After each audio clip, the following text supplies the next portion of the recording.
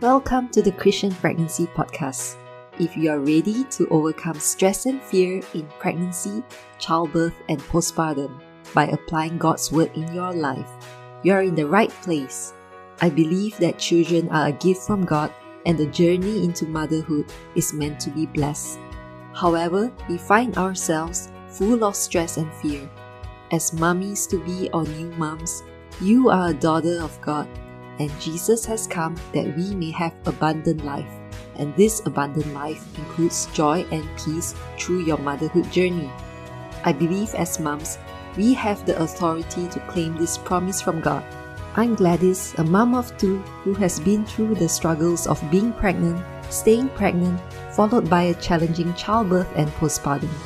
But God was and is my strength, and I am called to help you claim a pregnancy of purpose, a childbirth full of joy, and a motherhood of meaning. Put up your feet, grab your pickles or ice cream. It's time to dig into this journey with Jesus at the wheel. Hi, daughter of God. Welcome to the Christian Pregnancy Podcast. Today, I have a special guest with me who is Pastor Jenni. Pastor Jenni is a wonderful woman of God, and she's a mom to two children. And I met her when I was in Bible school doing a short program. And she actually taught me on the subject of journaling. So, Pastor Jenni, I'm really honored to have you here today on the podcast. How about you introduce yourself a little more to the audience?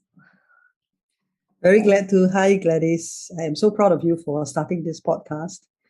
Still remember the time when you came over to my place and we were discussing about children, pregnancy, and stuff like that. So, yeah, it's been incredible to see you walk through that journey and see the fruit of your life, both in your children and the courageous decisions that you've made. So, hi, everyone. My name is Jenni. I'm a pastor in the city of Singapore. And I wear several hats because God opened different doors for me to do different things. I actually started the first Christian podcast in Singapore several years back. Right now, I head up a community mostly run online, where we are asking the question of what it means to really live. So yeah, that and writing and preaching at pulpits and running different things for leaders and churches and mentoring younger pastors in the city. So these are some of my joys. But of course, the greatest joy, as well as the greatest, probably also the greatest heartache I have, is being a mom of my two children and my one cat. Yeah, thanks for the introduction. Surely, motherhood is really a challenging time, and even I experienced struggles myself in my own motherhood journey. So, like the Bible says that children are a blessing. So, Pastor Jenni, how does God use our children as a blessing, especially when sometimes we go through motherhood, it is just so tough? I think we often hear this phrase, children are a blessing, and we just think about the nice times when they are dancing for us or they paint lovely little artwork and they give to us and we think, oh, we're so blessed. But to understand this phrase that children are a blessing from the Lord, we really need to understand blessing from God's point of view. And nothing challenges our understanding of blessing like Jesus' words on the Sermon on the Mount, when he says, blessed are you who are poor in spirit, blessed are the meek, blessed are those who mourn. So clearly God's ideas of blessing might be quite different from ours. And until we educate ourselves and align our understanding of blessing, I do think that as a person, and even more as a Christian, you will continually be struggling against God and against your own life until you lay hold of this understanding of what it means to be blessed in God's eyes. Wow. So my understanding of what it means to be blessed is actually to be living in alignment with who God made you to be, and in dependence on God. God says that we will be the most joyful when we depend on Him and we watch Him come through for us, how He provides for us, how He guides us, how He protects us, and all that. And so there are two components to this blessing. One is we are aligned with who we are. The other one is we are aligned by depending on God. And so, the love of God flows into our lives. So having said that, then how are children a blessing? I think when God gives us children, most of us have our kids. Around the time when we have our kids, we are adults and we have already made something of our life. So some of us are more successful, some of us are less. But when you have children, you realize that a lot of things you are good at doing cannot solve all the issues that children present to you. It's like a whole new learning journey. You got to learn everything anew. And sometimes, no matter how many books you read, how many things you try, the child still cries. Or you can eat everything right and do everything right, but you cannot determine the genetic makeup of the child eventually. So I think parenting is a very distinct journey that God allows some of us to go on, to grow us into who we are, because we sometimes get so full of ourselves that I think it's meant to humble us. So the children bless us because they humble us. And when we are humbled, then we learn to depend on God, I remember as a young mom, I used to pray about everything.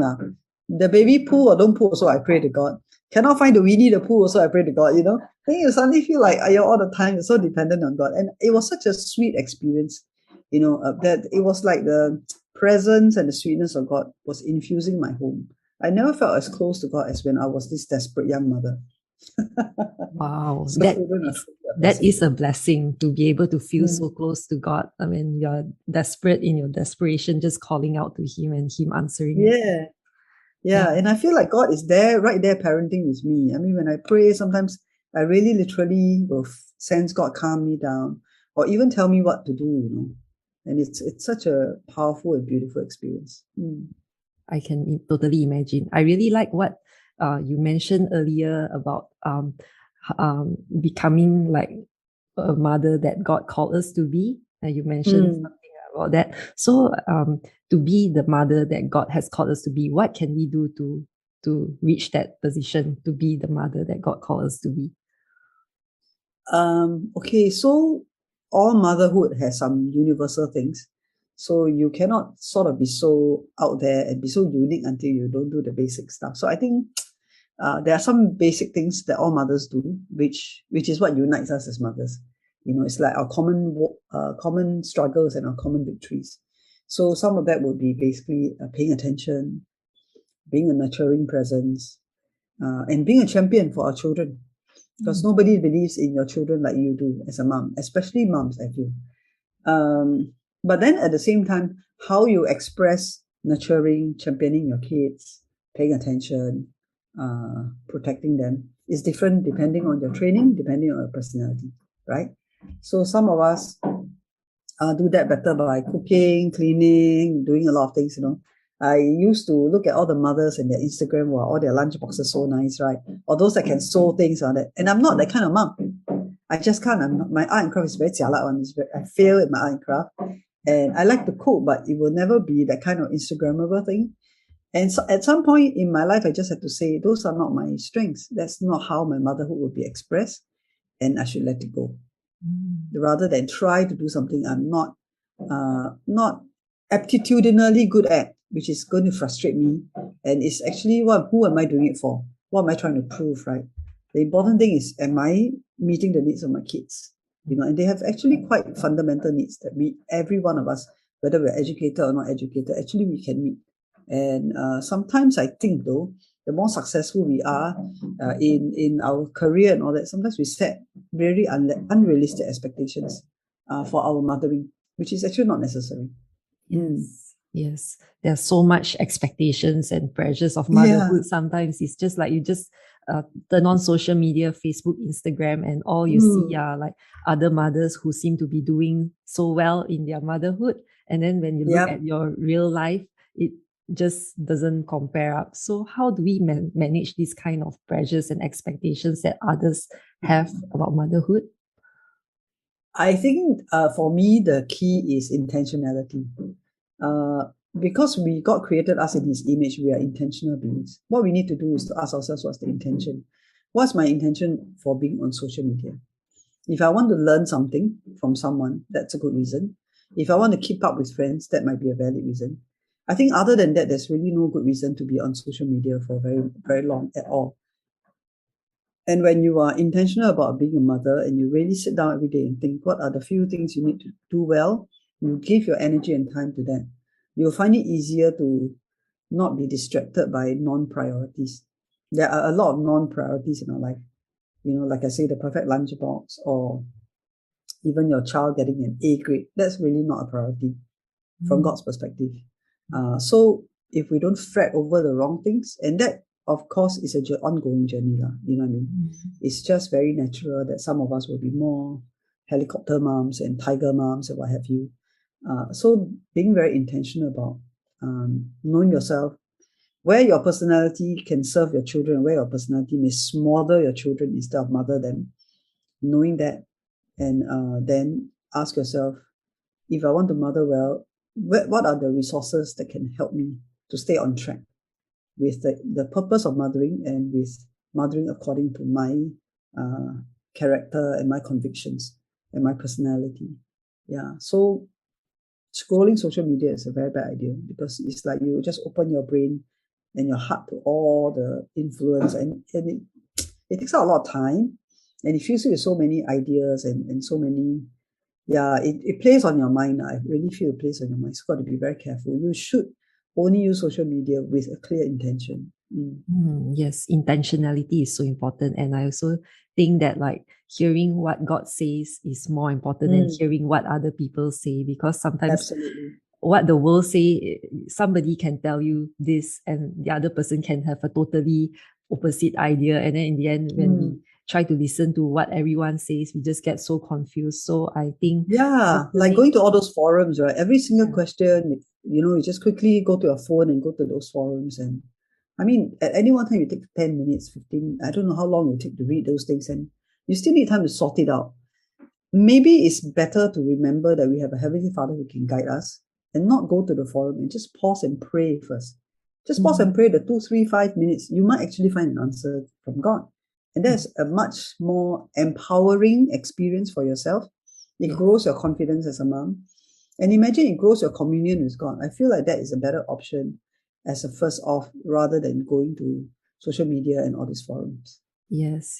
Usually my first instinct is to read out Google to search for whatever concern that I have, rather than turning to God. So it's a really good reminder to turn first to God. After all, God is the one who created our children, and He knows our children best. So He has the perfect answer already, actually. Do you have any examples of when you asked God for guidance in your motherhood, and then God like answered you or showed you something? Oh, so many. So, okay, maybe I'll just give two. One is when my children are very young. I think almost all young children go through this phase, which I actually mentioned in my book, called The Night Terrors, where they suddenly cry inconsolably, right? And you don't know why they're crying. Yeah. You've done everything, you checked everything. And that can happen when they're a baby, and that can happen when they're a toddler. And during the toddler phase, is actually this thing called, this phenomenon a lot of children go through, called night terrors, because they are growing in their awareness of their environment, and their brain is actually, their imagination is starting to kick in.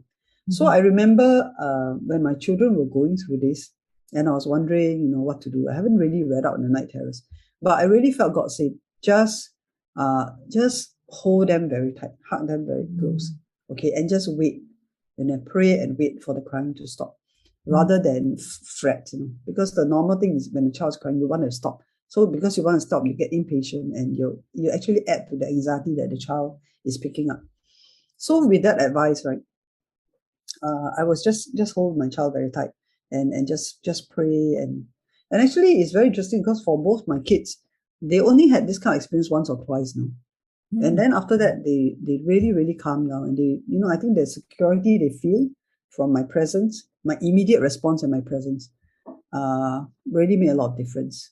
At another time when they were very young also, I was trying to figure out whether is it colic or is it not colic. Colic, then you, that's the I don't have question. the bright water, I don't have this, I don't have that, And then if your spouse don't know what all these things is, you can't rely on them to go and get it. So I also remember another time when my child was crying, I felt like God was telling me, it's actually a stomach upset, it's actually a colicky kind of situation. And then then your mind goes, oh no, colic, how long will it last? Will it be days, weeks, months? Yeah, but I just felt God was close to me enough to just give me the reassurance that not to worry lah.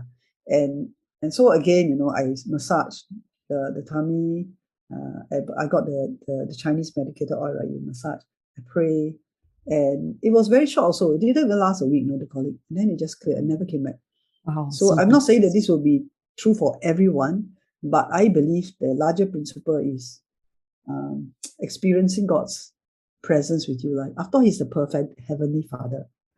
Yes. And, and He knows. He knows. Yeah. Of course, then when they were older, really there needed to be a lot of guidance from God regarding like education and stuff like that. And this is a very big story because in Singapore, the educational system is they're trying to change it, but it's still a very grades-oriented, performance-oriented system. And my younger child doesn't suit the system. So he struggled a lot through his educational journey. He's 17 today. And there were so many tears. He cried, I cry, we all cry, Sometimes I do homework, do until I cry also. I just want to give up, want to throw the book away. And a lot of those times, I just felt like God will remind me of the more important thing, which is whether I was modeling hope for him, whether I was communicating his worth, whether I'm willing to develop compassion for my child, whether I'm willing to develop patience for my child. So I feel like those are so important things because, if you allow God to change you, it doesn't just bless your parenting, it bless every area of your life. If you are changed, right? Yes. If you're more compassionate, if you're more empathetic, if you're more patient, you're just more Christ-like. You're just a more mature human being. It's a great thing. And I think parenting will definitely have many moments like this, where we see how we come short. We get so impatient, and then we look at our values, it's so warped, we are so pressurized by the world system. We go to school, we pick up our kids, we also like compare a bit here, compare a bit there. Yes, all these things are actually really happening, and we have to find some time at the end of the day or at the start of the day, some pockets of time throughout the day just to get ourselves right with God, just to clear the system.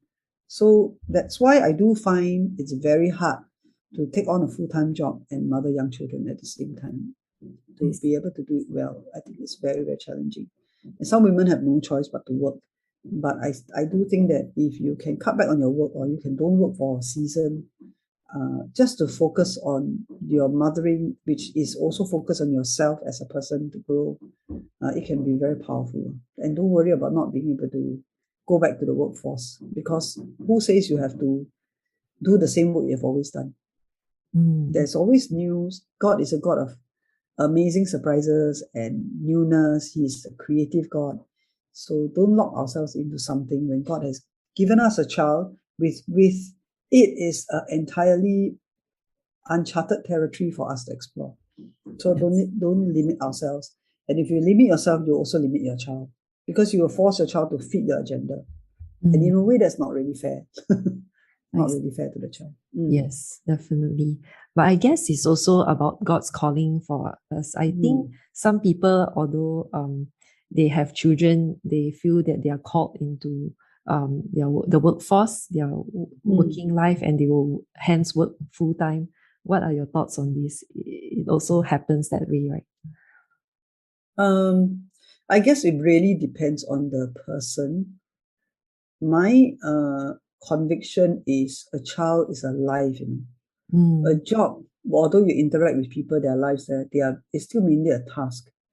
So if you were to compare the worth of a life and a task, I think it's quite easy straight away to see the difference. I see. Yes. So my personal persuasion, after all my experience, all my reading, all my research, and all the work I've done as a pastor with people who are broken and wounded, and how hard it is actually to really maintain a good home. It's like you wouldn't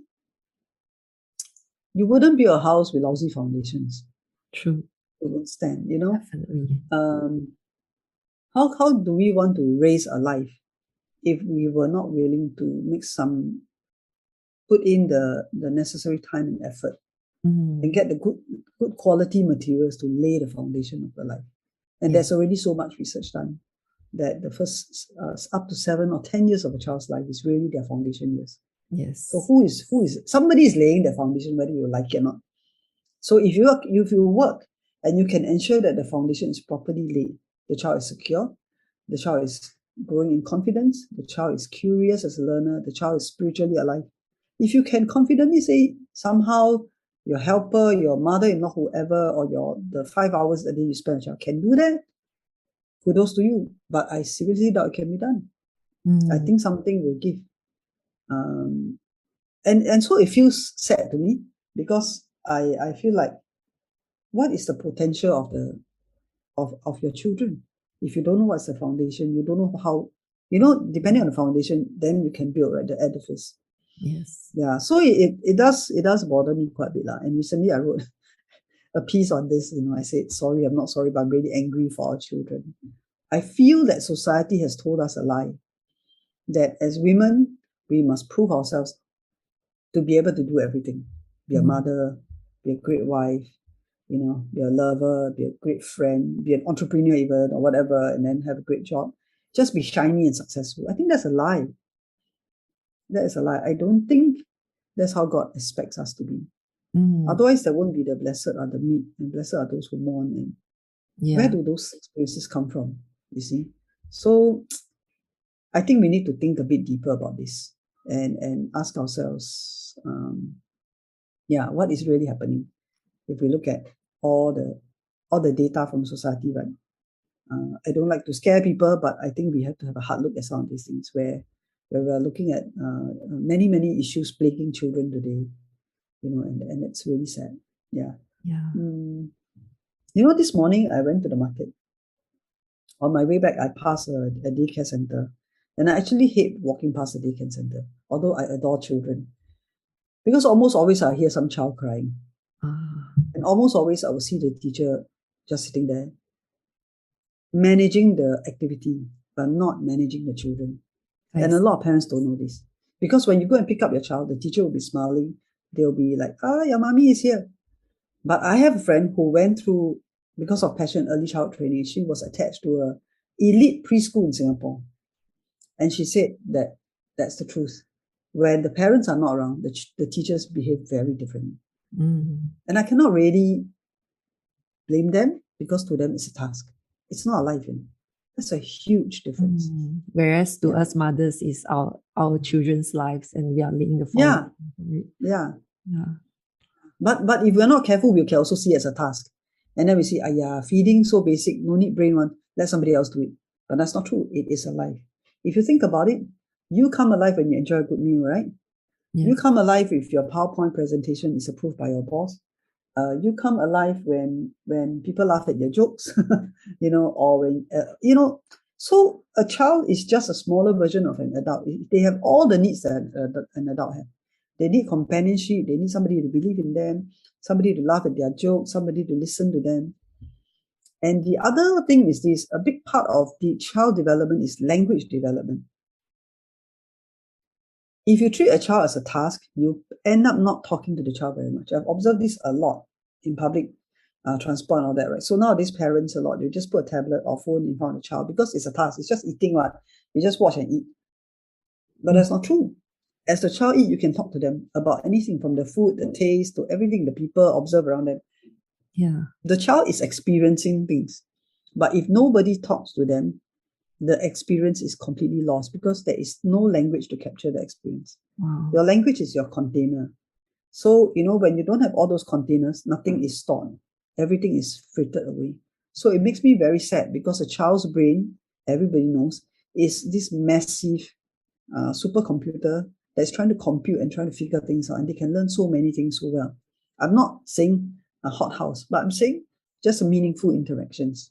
And it's very painful. Sometimes you see children, they are observing things and they're pulling on the sleeves of the parents or the caregiver, and the caregiver doesn't care. I mean, if I've seen just these past 2 weeks, I've gone out and I've seen so many helpers with their children, with their charges, and always they are on their phone.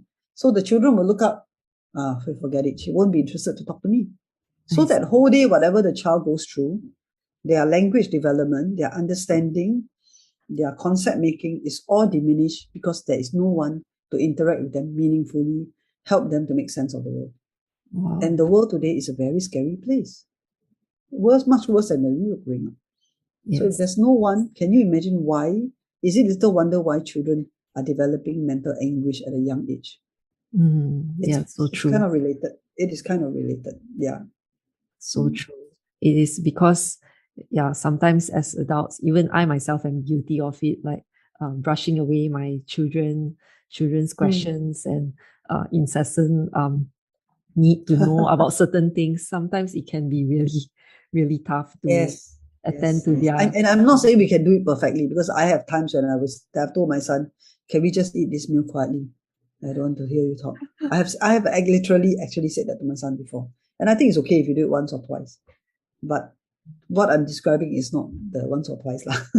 Yeah, it's a daily the laying of Mm, foundation. So what foundation are we laying? Are we laying one good foundation or shaky foundation? Yeah, that is mm, also good.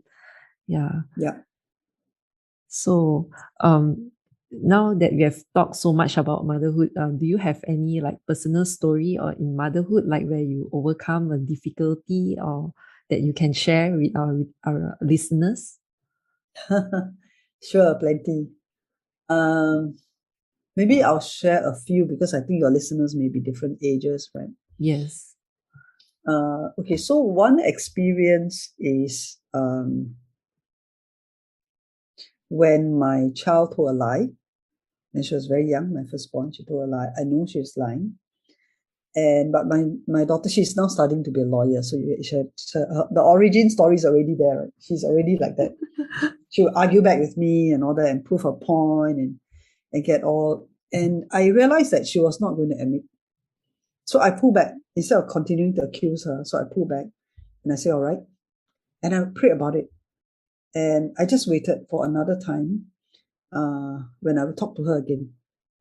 And interestingly, she was the one who brought it up. I think that time she was about 6. And she asked me, actually, what's wrong with lying?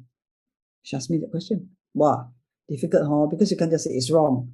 Because Yeah. she just lied and got away with it, and it was good for her. It's quite a helpful solution to her problem. Right? So I realized I had to really explain to her why being truthful is important, because God is truthful. And we are made in God's image. God wants us to be truthful. If once we start with a lie, we actually move towards the darkness. And once you move towards the darkness, we just keep increasing. And of course, later on, we watch like uh, cartoons and all that, right? That show all these stories to reinforce. But I know even from a very young age that would be an area that my daughter would struggle with, precisely because of her strength. Her Mm. strength in argument. She can argue herself out of any situation. So, as a mom, you begin to notice that your child's strength is something you must really take care of, and you must help it to flourish in a correct way.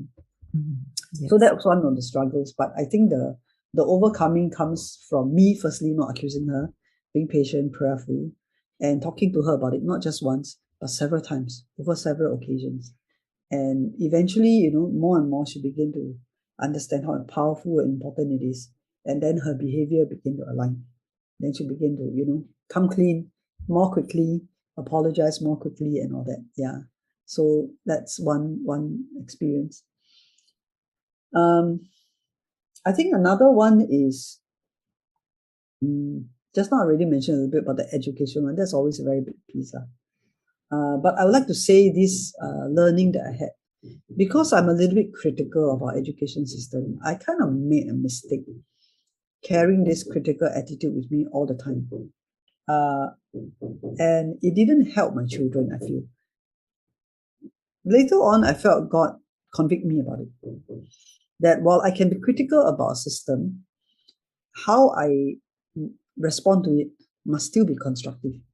So then I think that time my son was in primary school. I think it was middle of his primary school years.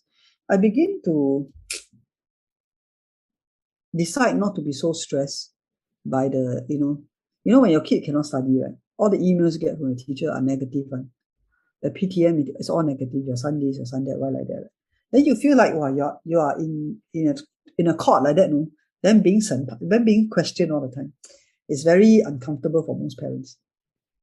So I realized that, okay, the teachers are coming from a place where they are so pressurized by the system, they only know how to talk this way. They're not personal about it. So I'm thinking to myself, I can do a few things. I can get defensive, right? I can get angry with them or accuse them back.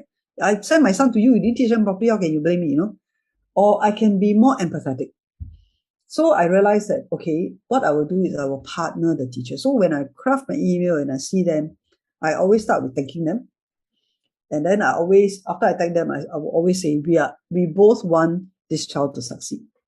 And then I will thank them for what they're doing, and I'll tell them that I will do my part. So for example, if they complain that my child isn't doing homework, I will say I will look into the matter, and I will try my best to remind him to do his homework, and all that. So just by that, the way I change my tone, I feel that the teachers feel much better. It's like they feel less stressed. And I also feel better about the teachers, and we both feel better about the child. So we are now not like I'm fighting you, you're fighting me, we're fighting the child, but we're kind of like in it together. Yes. And I think that also begin to have a more positive effect on my child. Because when I say, I want you to respect your teachers because I respect your teachers, it sounds more true, right? Then I want you to respect your teacher, do your homework, but then you're complaining about the school, complaining about the principal, complaining about teacher. The inconsistency is very damaging for our children. So that was a difficult lesson for me to learn, but I'm very grateful God was gracious to teach it to me. I just had the last email from school because my son finished middle school, right? He's going to the Polytechnic. I wrote a final thank you email to the teacher because my son actually did very well. So she wrote a very nice citation. I wrote to thank her, and she wrote me back to say that my email made her day. Wow. So, so it's kind of like, wow, after my son went through like 16 years of literally hardship in the school system, he grew through it, I grew through it, and then we ended on a good note, which is really, really, to me, is as good as a miracle, if any. So I'm very, very grateful for all these things that God taught me. Yeah. Yeah. So many lessons that we learn through motherhood. So many.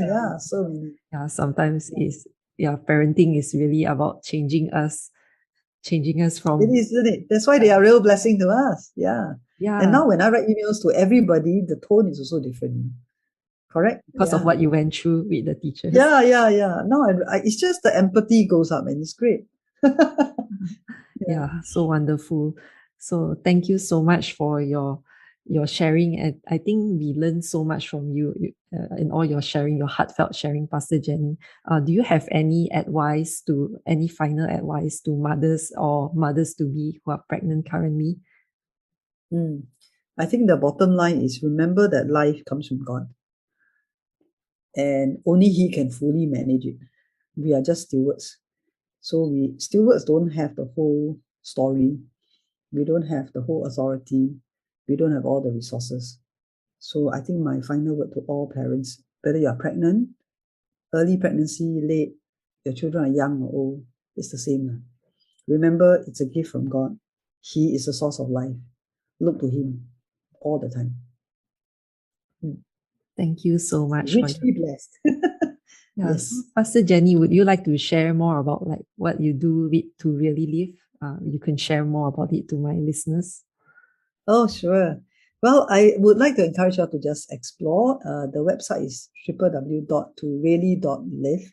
So it really is a community because I feel like, life is such a powerful and precious thing. But our world has narrowed it down to how much you can buy, how much you can enjoy, or how much you can achieve. And that makes a lot of us very miserable. Because no matter how many things you buy, you never have enough. No matter how many things you enjoy, you never enjoy enough, And then it makes us compete against one another, and it distorts the view of the world, the view of life. Is very harmful for society, as we can see right now with the climate crisis. It's very harmful for all of our souls. That's why we become very pressurized, stressed out, dull people, But God created us at first to live in the Garden of Eden. It's a beautiful place, teeming with life, everything God provides for us. Except that God said there's just one tree, right? And that really, the deeper truth in that is, why is there something that we cannot touch? That means God says life will always have its limits. That's why the lie told to women, you can have it all, is really a lie. You will always have your limits. You want to be within the limits and thrive and flourish and do well in those limits, rather than try to be in 10 places at one time. So anyway, this community is not primarily about parenting, but it's primarily about cultivating a way of life so that we learn to flourish where we are. And we have an ethos of slowing down. savoring our own life and not comparing and envying others, and serving in a sustainable way. So those are the three big values that we are trying to cultivate in our lives. Even though And it's not mainly about parenting, I think it is so important as a parent to really live, to slow down. It is, yes, it is. So, when we really live ourselves, depending on God and His life flowing in us, then we can be that life-giving parent. Exactly. Be that life-giving parent and raise children who feel alive, not children who very sian, and all that. I think I think we all want our children to be lively, right? And to be excited about life, positive. And they can't get that if they don't see that in us, basically, because they model us, right? Yes. Yeah. So please come around, and there's writing, there's podcast there, and we have a Facebook group. You can join us. And as a community, we do a range of different activities to help you to slow down, to savor your life, and to serve also. So yeah, feel free to. Oh, Gladys, can I mention my book too? Yeah, definitely. Yeah. So very briefly, I have written one and one only parenting book, and it's called Simple Tips for Happy Kids. And I hope you all will get it because it's such an easy book to read. Very few words and a couple of cartoons in it. My youngest reader is actually 17 months old. He insisted on buying the book. He is in his stroller, and he came to my book table. He put the book down. Then the mother said, "Okay, I'll buy," because he can't read it. He was just drawn to the cartoons. But basically, it's 52 tips, practical tips for parenting to give your children a solid foundation. So it works for children from birth to, actually birth a bit young, but the orientation it will give you is very helpful. But very, very good for the toddler to primary school years. So it's called Simple Tips for Happy Kids. You can get it from most bookstores online or that. But if you want to get it, because sometimes the bookstores don't carry all the books, then you have to go and order and request. But another way is you can get in touch with me through my To Really Live website, and you can order it from me. If you live in Singapore, you order it from me, I can ship it to you. Thank you so much, Pastor Jenni. I have that book. I think I really must get it out and read it again. Thank you very much for your time, and just want to say thank you and God bless you. Thank you, and God bless you, Gladys, for doing this and serving all the women around the world with your podcast. Is wonderful. God bless everyone. If this podcast has blessed you, helped you, or challenged you, please share it with another mom-to-be or mom and leave a written review on Apple Podcasts. This helps inspire a generation of kingdom mothers and future world changers. Also, come join the Christian Pregnancy Facebook group at bit.ly/Christian Pregnancy Group. That is bit.ly/Christian Pregnancy Group. See you in the next episode. May God bless your pregnancy, childbirth, and postpartum journey with His joy and peace always.